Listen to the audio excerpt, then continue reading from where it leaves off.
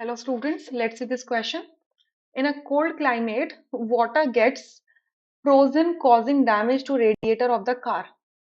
Ethylene glycol is used as anti-freezing agent. Calculate the amount of ethylene glycol to be added to 4 kg of water to prevent it from freezing at minus 6 degrees Celsius. Kf for water is 1.85 Kelvin kg per mole. अब देखिए यहाँ पर क्या कह रहे हैं, एक solution बना रहे हैं जिसको हम कार रेडिएटर के अंदर डालेंगे और कार रेडिएटर को अगर आप क्या कहते हैं जो वाटर है, जो बेसिकली वाटर की वजह से कार रेडिएटर डैमेज हो जाता है, तो कोल्ड क्लाइमेट में उस रेडिएटर के डैमेजिंग को प्रिवेंट करेगा। सो अगर प्योर वाटर लेते हैं तो प्योर वाटर तो फ्रीज हो जाता है 0 डिग्री सेल्सियस पर। अच्छा, तो इस वाटर के हमने अंदर सॉल्यूट डाल दिया और सॉल्यूशन बन गया है, ठीक है, एक बाइनरी सॉल्यूशन बन गया है। तो इतना तो पता चला कि सॉल्वेंट हमारा क्या है, वाटर, और वो सॉल्यूट क्या है हमारा, इथाइलिन ग्लाइकॉल है, ठीक है, इथाइलिन ग्लाइकॉल है, ठीक है, ये सॉल्यूट है। इसके लिए कोई भी सिंबल लोगे तो 2 लगाओगे सॉल्यूट के लिए और सॉल्वेंट के लिए 1 लगाते हैं सिंबल, ठीक है, ये हमें पता है, बेसिक बेसिक नॉलेज है।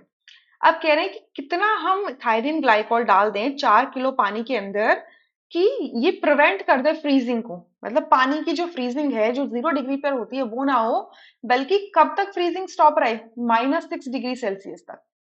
तो -6 डिग्री सेल्सियस बेसिकली क्या है, freezing point of this solution है, इथाइलिन ग्लाइकॉल का आपका सोल्यूशन है।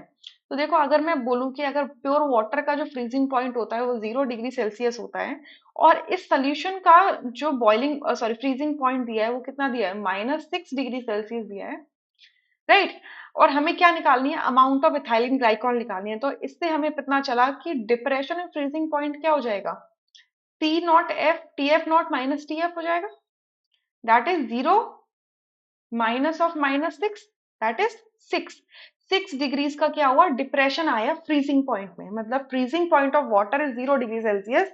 और अगर हमने इसके अंदर इथाइलिन ग्लाइकॉल डाल दिया, जो भी क्वांटिटी निकल के आएगी, तो उससे डिप्रेशन कितना हो गया फ्रीजिंग पॉइंट में, 6 डिग्रीज का हो गया, ठीक है। अच्छा, what we also know that depression in freezing point is equals to kf multiplied by molality, ठीक है। अब देखो, इस फॉर्मूला को मैं और मॉडिफाई कर सकती हूँ, वो क्या, kf मल्टीप्लाई मोलालिटी क्या होता है, number of moles of solute, that is N2 divided by weight of solvent, that is W1, wait of solvent that is W1। इसको हम लेते हैं केजी में, लिया।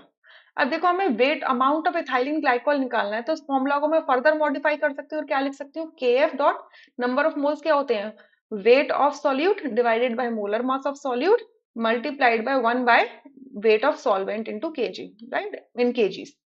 सो मुझे क्या निकालना है, अमाउंट निकालना है। सो W2 की वैल्यू चाहिए, तो इस पूरे फॉर्मूला को मैं क्या लिख सकती हूँ, W2 इज इक्वल्स टू, ये सब किसके इक्वल है, डेल्टा टी एफ के इक्वल है, ठीक है। तो W2 के लिख सकती हूँ कि delta T F multiplied by M2 multiplied by W1 in KG, ठीक है। ये जितना भी डिनोमिनेटर था ये ऊपर जाके मल्टीप्लाई में आ जाएगा, और डिवाइडेड बाय के एफ, डिवाइडेड बाय के एफ। अब देखो, डेल्टा टी एफ की वैल्यू निकल गई है 6 है, M2 की वैल्यू चाहिए, देखो इथाइलिन ग्लाइकॉल है, इथाइलिन ग्लाइकॉल क्या होता है, इथाइलिन ग्लाइकॉल ये होता है CH2OH, और ये हो गया CH2OH, ठीक है।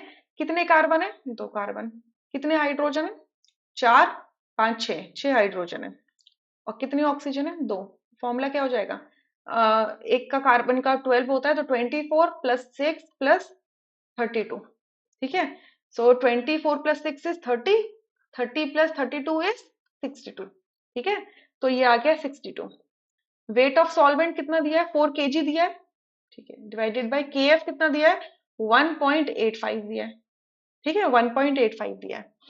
अब देखो, ऑप्शंस अगर आप नोटिस करोगे तो सारे ऑप्शंस ग्राम में दे रखे हैं, ग्राम में दे रखे हैं, तो आपका ये जो आंसर आएगा वो केजी में आएगा। तो आप उसे बाद में ग्राम में कन्वर्ट कर सकते हो, या फिर आप दूसरा काम क्या कर सकते हो, या फिर ऐसा करो कि इसको बाद में ही उसमें कन्वर्ट कर लेना, ठीक है, बाद में ही क्या करना, केजी में कन्वर्ट कर लेना। अभी सॉल्व कर लो ऐसे ही, तो सॉल्व करो, क्या आ जाएगा, 6 multiply 62 multiply 4 divided by 1.85, right, 1.85। सो ये आपका कितना आ जाएगा? 804, 804, 804.32। अब ये डिसाइड करना है कि ये ग्राम्स में है या केजी में है। ठीक है, ये ग्राम्स में है या फिर केजी में है। अब देखो एक चीज नोटिस करो, यहाँ से नोटिस करो, इसकी यूनिट अगर ग्राम्स में ली है तो इसकी यूनिट किस में ली है? हमने ग्राम पर मोल में ली है। ठीक है, और केएफ की यूनिट क्या है? केल्विन केजी पर मोल है। ठीक है, तो देखो इस केल्विन से इस टीएफ का जो केल्विन है वो कैंसिल हो गया। ठीक है, इस क्या कहते हैं, ग्राम से ये ग्राम कैंसिल हो गया।